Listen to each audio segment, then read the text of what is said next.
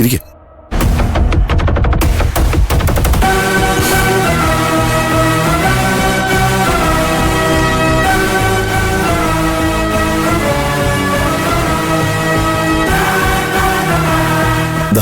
നല്ല ചൂട് ചപ്പാത്തി ഉണ്ട്, ഇത് കഴിക്കേ.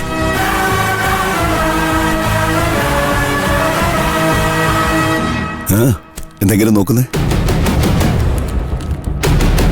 ഇപ്പൊ മോളുടെ മനസ്സിൽ എന്താന്ന് വെച്ചാ പറയട്ടെ. ഇന്ന് ഒരു അച്ഛൻ ഇങ്ങനൊന്നും ചെയ്തിട്ടില്ലല്ലോ എന്നല്ലേ? വാങ്ങിച്ചോ വാങ്ങിച്ചോ.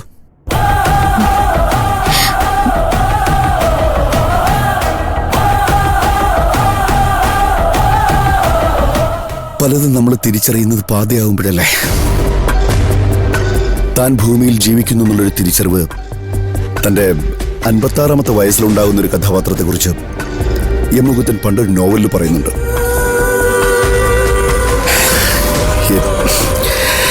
എൻ്റെ കാര്യത്തിലും അതൊക്കെ തന്നെ സംഭവിച്ചുകൊണ്ടിരിക്കുന്നേ.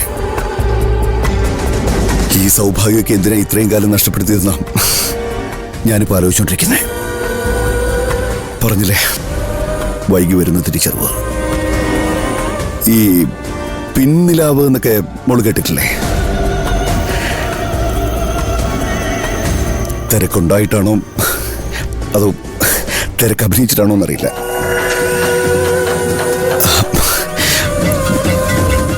അച്ഛൻ ഇങ്ങനെയൊക്കെ ആയിപ്പോയി.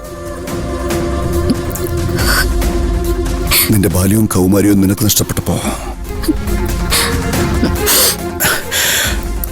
ഒരച്ഛനെന്ന നിലയിൽ എനിക്ക് 10-22 വർഷം നഷ്ടപ്പെട്ടു.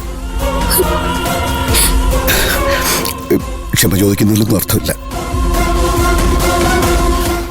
തിരുത്തുന്നവനാം എടുക്കാൻ. അച്ഛനെ തിരുത്താൻ എന്റെ മോളൊരവസരം തരണം.